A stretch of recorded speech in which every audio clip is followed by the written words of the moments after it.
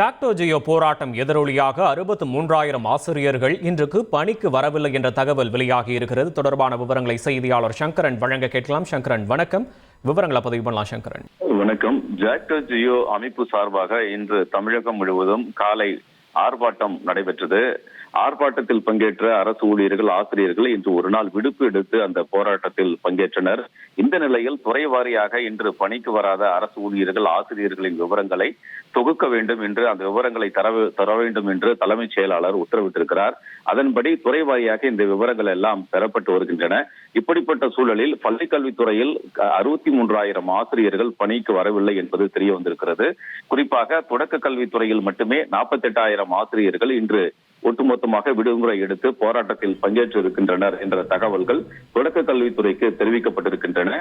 அதோடு பள்ளிக் கல்வித்துறையின் கீழ் இயங்கக்கூடிய அரசு உயர்நிலை மேல்நிலை பள்ளிகளில் 15,000க்கும் அதிகமான ஆசிரியர்கள் இன்று விடுப்பு எடுத்து போராட்டத்தில் பங்கேற்று இருப்பதாகவும் தகவல்கள் வெளியாகியிருக்கிறது. இரண்டு துறைகளிலும் சேர்த்து ஒட்டுமொத்தமாக இன்று 63,000 ஆசிரியர்கள் பணிக்கு வராமல் விடுமுறை எடுத்து ஆர்ப்பாட்டத்தில் பங்கேற்று இருக்கிறார்கள்.